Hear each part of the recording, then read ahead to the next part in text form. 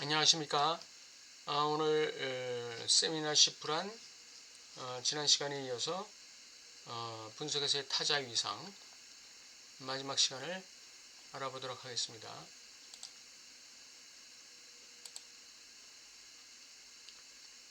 불안 분석에서의 타자 위상. 여기 이제 공식들이 4개가 나오는데 한번 그것들을 한번 살펴보겠습니다. 공식 1, 해겔의 주인 노예 변증법. 주인이 이제 노예에게 물건 만들어 그럼 이제 노예가 이 물건을 만들죠. 그래서 주인에게 갖다 바치면 주인이 이게 아니잖아 그러고 다른 거 만들어 그래가지고 다시 또 만들면서 이제 주인 노예 변증법이 일어나는 것입니다. 노예는 주인에게 인정받기를 원해서 인정 욕구가 있는 것이죠. 그리고 반면에 주인은 노예의 사바르페아, 즉 이 일하는 방법, 그러니까 만드는 방법, 그러니까 이 할 줄 암, 그걸 갖다가 주인이 전유해 버리죠. 그래서 지식은 주인에게 속하는 것입니다. 노예가 할 줄 알지만 할 줄 아는 지식이 노예에게 있지만 그 지식을 주인이 말하자면 갈취하는 거예요. 그래서 사유의 주체, 철학의 주체는 노예가 아니라 주인이 됩니다. 그래서 노예는 어떻게 한다고요? 이 노예는 끊임없이 주인이 갈취해간 그 지식에 참여하기 위해서 애쓰는 거죠. 그 지식으로 이제 그 주인에게 인정받기를 원하는 것이. 그래도 또 이 지식의 변증법이 일어나는 것이죠. 자, 주인 노예 변증법. 대상에 대한 주체의 욕망은 대상에 대한 결여되지 않은 대타자 욕망이다. 주인은 결여된 주체가 아니에요. 결여되지 않은 대타자예요. 그래서 주체는 주인의 욕망에 대한 욕망을 가지고 있어요. 주인에게 인정받고자 하는 욕망을 갖는 것이죠. 주인이 자기에게 욕망하는 것을 욕망하는 것이에요. 해결적 의미에서 욕망에 대한 욕망은 주체의 호소에 응답하려는 욕망에 대한 욕망입니다. 이게 그 얘기예요. 주인이 노예에게 욕망하고 있는 것을 노예는 욕망하는 것이죠. 자신의 욕망을 욕망하는 게 아니죠. 그것은 욕망하는 사람에 대한 욕망이다. 왜 주체에게 타자인 이 욕망자가 필요할까? 이 욕망자, 이게 주인 아닙니까? 왜 주체에게 타자인 이 욕망자, 이게 이제 분석가죠. 혹은 대타자.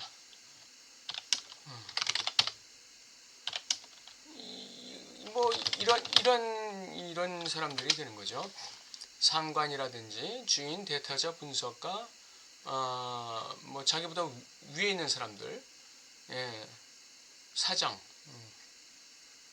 해겔은 타자가 자신을 인정할 수 있도록 타자의 인정을 받을 수 있도록 타자가 필요함을 명백히 밝혔습니다. 이게 이제 타자의 위상이죠.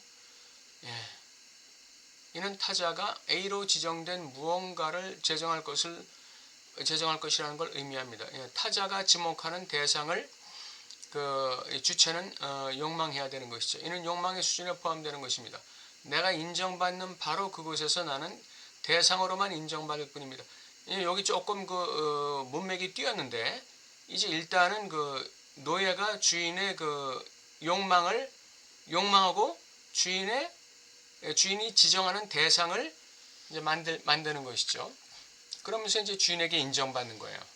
그렇지만 나는 주인에게 뭘로 인정받느냐면 주체로 인정받지 못해요. 대상으로만 인정받을 뿐, 대상으로. 요게 주인 노예 변증법에서 요게 아주 문제가 되는 거죠. 노예가 주체로서 인정받는 게 아니라 대상으로만 인정받을 뿐이에요. 나는 인정을 얻지만 반면 주인에게 단지 대상으로 인정받을 뿐입니다. 나는 그것을 참을 수 없습니다. 왜냐하면 나는 대상이에요. 주인에게. 본질적으로 의식, 즉 자의식이기 때문입니다. 이건 무슨 말이냐면은 내가 이 주인의 욕망을 인지하고 그 주인의 욕망을 나의 욕망으로 받아들일 때는 그건 의식이에요. 그러나 그걸 가지고 내가 주인이 요구하는 어떤 대상 A, 그것을 내가 만들어서 만들므로써 얻는 그 사바르페르의 그 지식을 얻을 때 그때 나는 자아 의식으로 이동하는 거예요. 다시 말하면 나는 이러이러한 존재야. 나는 이러이러한 걸 만들 수 있어. 주인은 나에게 명령했지만 주인은 못 만들지만 나는 이걸 만들 수 있어. 라는 자아 의식. 그게 자아 의식이에요. 이것 때문에 이 노예는 참을 수가 없는 거예요. 이 주인에게 대상화되는 것이 참을 수 없는 거예요. 이것은 우리 두 의식 사이에서 어떤 대가를 치르더라도 해결돼요. 이게 이제 그 주인 노예의 투쟁이 되는 거죠. 여기 폭력 외에는 중재가 없습니다. 그래서 이제 이게 폭력 외에는 중재가 없다. 이걸 가지고 이제 그 마르크스는 프롤레타리아 혁명의 폭력 혁명을 이제 주장하게 되는 것이죠. 다 때려부시는 거죠. 자, 그 다음 공식 2. 거울상에 근거한 대상을 향한 욕망은 결여된 대타자의 욕망에 의존한다. 이게 이제 락강의 그 욕망의 변증법에서 나올 수 있는 이 욕망의 변증법을 말하자면 해석한 것이죠. 예, 이 IA에 근거한 대상이라는 것은 이건 궁극적 대상이에요. 이건 IA가 비록 상상계에 속하긴 해요. 거울상이라는 게. 그러나 이 거울상이 제시하는 것은 이건 궁극의 대상을 얘기하는 것입니다. 상상계의 이면은 실제계예요. 그러니까 거울상은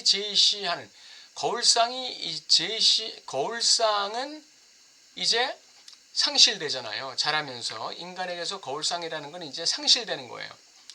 그러나 거울상이 상실되면서 그 거울상에 준하는 대상이 실제계에서 뜬단 말이죠. 그게 A라는 거예요. 거울상은 IA지만 대상은 A란 말이에요. 이게 궁극의 대상이 되는 것이죠. 이거에 근거한 대상, 이게 바로 A예요.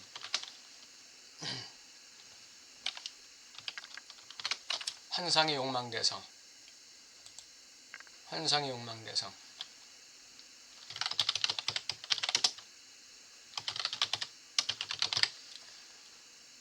이 환상의 욕망 대상이 어디서 나오느냐? 이 거울상에서 나오는 거예요. 거울상에서. 거울상이라는 게 결단코 이 부정적인 역할을 하는 것, 헛된 것만은 아니에요.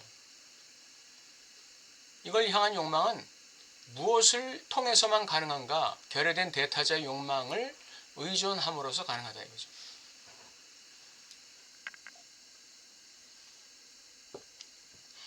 락강의 의미에서 욕망에 대한 욕망은 원칙적으로 일종의 매개의 훨씬 더 개방적인 방식으로 타자의 욕망입니다. 락강 의미에서의 욕망에 대한 욕망이라는 것은 반드시 대타자의 욕망을 참조하고 매개해서 주체 욕망으로 들어오는 것이죠. IA를 가지고는 모호하기 때문에 타자의 욕망을 반드시 참조해야 하기 때문입니다. 그렇죠. 어쨌든 IA는 이미지입니다. 이 이미지는 타자의 지지에 의해서 확고해지고 그 타자의 그 단일 특징이라고 그랬죠. 거울을 바라보면서 아이가 와 하고 환호하는데 뒤에서 엄마가 거울을 통해서 아주 그 흐뭇한 표정으로 시선으로 바라보고 있어요. 그 엄마의 시선이 바로 단일 특질, 뜰의 윤회라는 것이죠. 그 단일 특질 또는 어떤 그 단항기표 그런 것이죠. 그래서 그것이 아이의 거울상을 확고하게 해주는 거예요. 예, 그래서 대타자인 엄마의 욕망과 동일하기 때문이에요. 그러니까 아이가 환호하고 있을 때 엄마가 맞아 우리 멋진 아들 그렇게 잘 자라야지 이렇게 엄마의 욕망과 동일한 거예요. IA라는 게. 이 IA가 결여로 특정지어지는 지점에서 결여된 대타자의 욕망에 의존하여 그 방향성이 결정된다.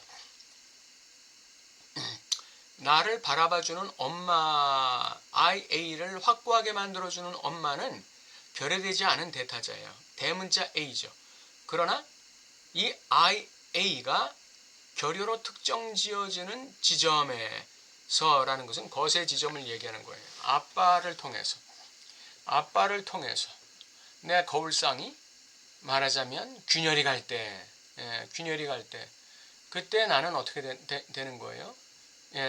나는 대타자의 욕망에 의존해서 내가 무엇을 지향해야 되는지 어디를 지향해야 되는지가 결정되는 것이죠. 그걸 그 방향성을 제시해 주는 게 거세 그리고 대타자 욕망이에요. 여기서의 대타자는 누굴까요? 이건 아빠가 되겠죠. 이거는 부명이 되겠죠. 부명으로서의 대타자.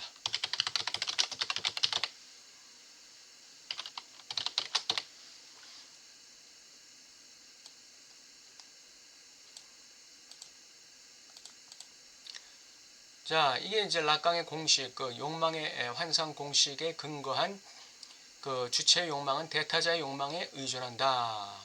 그거고, 세 번째 공식, 주체의 욕망의 불확실성은 대타자의 욕망의 불확실성에서 근거한다. 기인한다. 대타자가 자신의 욕망의 대상을 아나요? 자신의 욕망의 대상이 뭔지 대타자 자신도 모르죠. 그렇기 때문에 주체도 욕망의 대상이 뭔지 잘 모르는 거예요. 이는 해겔의 공식에 진실을 부여한다는 사실을 강조하기 위해 고안되었습니다. 해겔의 공식은 다소 이상합니다. 상상계에 지나치게 초점을 맞춘 정신현상학의 초기 전체에서 비롯된 왜곡, 즉 정치적 영역까지 매우 광범위한 왜곡을 여러 차례 지적했습니다. 노예의 예속은 절대적인 지식에 이르기까지 미래 전체로 가득 차 있다고 말하는 것은 매우 좋지만 정치적으로 이것은 시간이 끝날 때까지 노예가 노예로 남을 것임을 의미합니다. 노예가 이 주인의 지식에 참여하기 위해서 자기 의식을 발동하죠. 자기 의식을 발동하는데 주인은 절대로 이 노예에게 지식을 양보하지 않습니다. 그러니까 노예는 끝까지 주인의 지식에 참여하기 위해서 또 발버둥을 치는 거죠. 그래서 지식에 이 변증법이 계속 일어나게 되는 것이죠. 그러나 문제는 그런 지식의 변증법적 과정을 통해서 노예가 주인의 지식에 상당 부분 참여할 수 있다고 할지라도 노예는 절대로 주인이 될 수 없다는 거예요. 그것이 정치적인 영역까지 관련되어 있기 때문에 다시 말하면 주인 노예라는 것은 이거는 싸움에서 이기고 지고 하는 그 정도의 문제가 아니라 이거는 정치적으로 이 보장된 신분이라는 것이죠. 그래서 노예가 끝까지 노예로 남는다는 거. 즉 주인 노예제는 정치적 구조이고 변동되기 힘든 구조이다. 그래서 어떻게 되는 겁니까?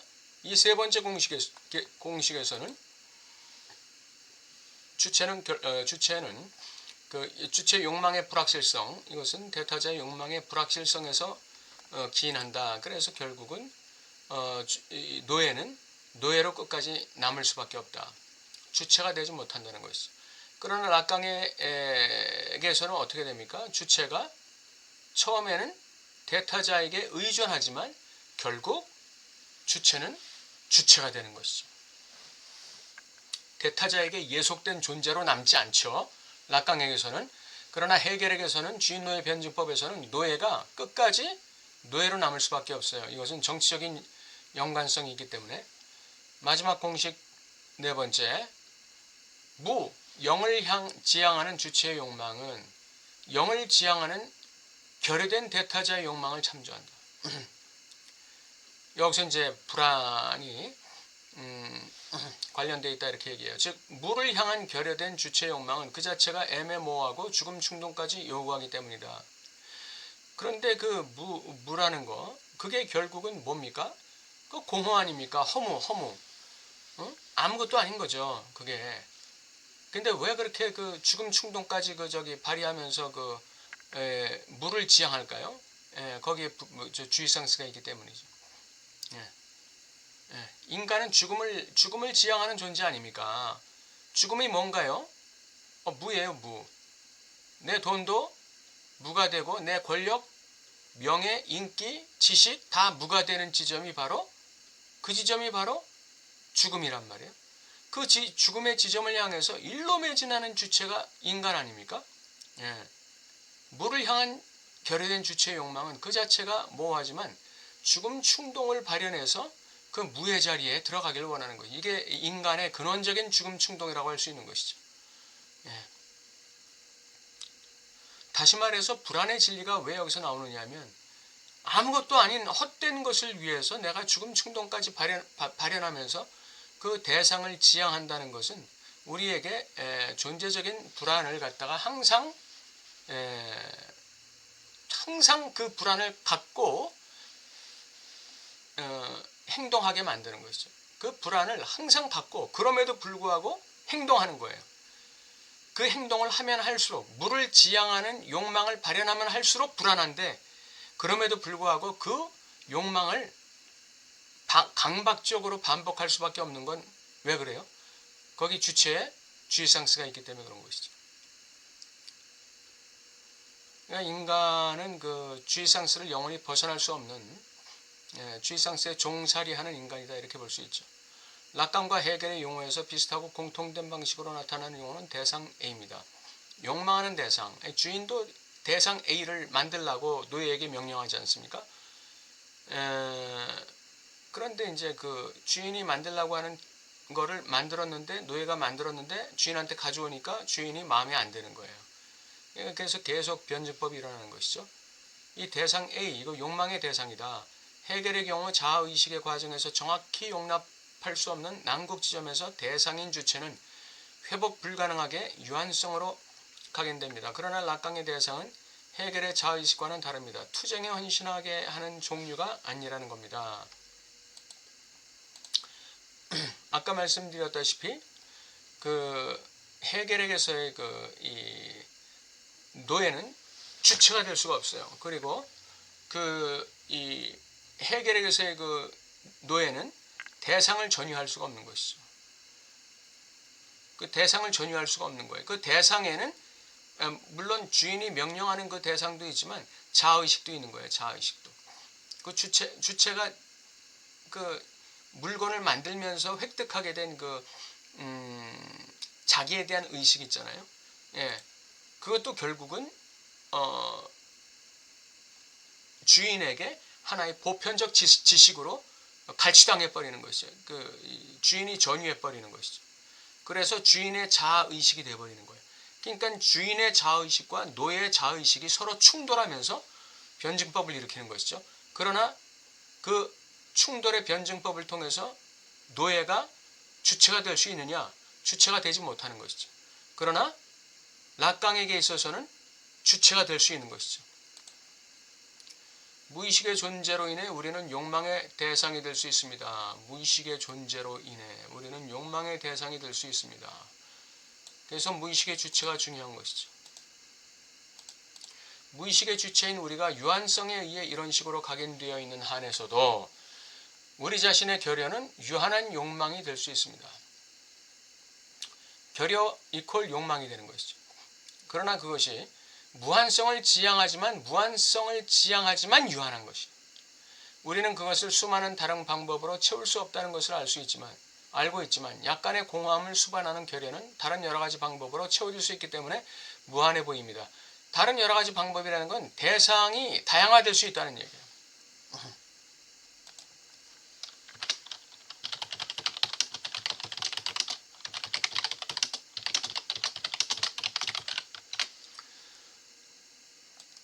대상은 변할 수가 있는 거예요.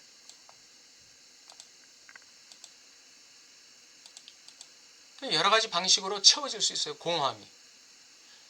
그렇기 때문에 무한해 보이는 거예요. 대상을 자꾸 바꿀 수 있으니까. 그러니까 욕망의 변증법이 가능해지는 것이죠. 대상은 바꿀 수 있다. 무한성을 지향하지만 그 무한성을 지향함 안에서 유한한 욕망이다. 이러한 욕망의 무한함의 차원은 절대적으로 축소되어야 합니다. 사실 이 의사무한성, 그러니까 슈도 인피니티가 되는 거예요. 의사무한성, 겉보기의 무한성이죠. 이것은 일종의 정수의 정의와 관련하여 재기라 불리는 일종의 환유와 연결됩니다. 정수의 정의와 정수는 무한하잖아요. 그러나 재기와 관련된 재기라고 불리는 일종의 환유와 연결된다는 거예요. 의사무한성이라는 건 그냥 무한히 그냥 앞으로 전진하는 것이 아니라 환유와 연결돼서 재기한다 이거죠. 재기적 일자 S1과 관련하여 작년에 우리가 강조한 법칙입니다. 결국 일련의 의미 요소들은 구별되는 한 축소되어 타자의 기능을 소진시키지 않습니다. 의미 요소들은 무한정으로 확장되는 게 아니라 어느 한 시점에서 은유가 일어나면서 S1이 등장하면서 S1이 등장할 때 그것이 바로 재귀된다 이렇게 보는 거예요. 환유와 연결되지만 재귀된다. 예. 그러니까 환유와 연결되지만 재귀된다. 재귀될 때 은유가 일어나는 것이죠. 재귀적 일자 S1 주인기표가 딱 등장할 때 환유가 정지돼 버리는 것이죠. 예. 그래서 또 다른 환유를 유발시키긴 하지만 그러나 역시 S1은 그 환유를 은유로 바꾸는 그런 요소가 되는 거죠. 예, 그렇게 돼서 타자의 기능을 소진시키지 않는다. 예, S1이 계속 등장하는 한 그 의미작용은 계속 일어나는 것이죠. 예. 또 다른 차원의 의미작용, 또 다른 차원의 의미작용, 또 다른 차원의 의미작용 이렇게 의미작용이 바뀌면서 연결돼 나가는 것이죠. 대상의 구체화, 대상의 구체화, 대상의 재기화가 이루어져야 하며 이를 가능케 하는 것이 기표다. 이게 S1이라는 것이죠.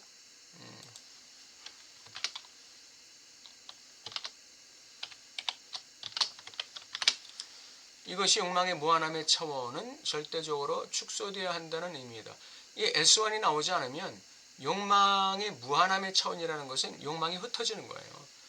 욕망이 흩어지는 거예요. 이게 욕망이 어떤 그 응집성이 없게 되는 것이죠.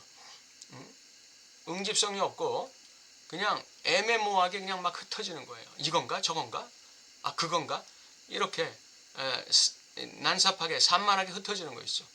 그렇기 때문에 이 S1을 통해서 욕망의 무한함의 차원을 축소시켜야 되는 거예요. 초점을 맞춰야 되는 것이죠. 그래야 대상을 지향할 수가 있는 것이죠. 여기서 욕망이 유한한 욕망이 되어버리는 거예요. 유한한 욕망. S1을 통해서 무한한 그 이 대상을 향한 무한한 욕망의 차원을 축소시켜서 유한화시키는 것이죠.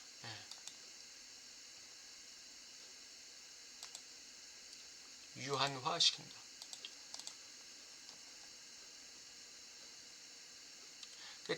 대상의 구체화, 재기화, 그 다음에 유한화.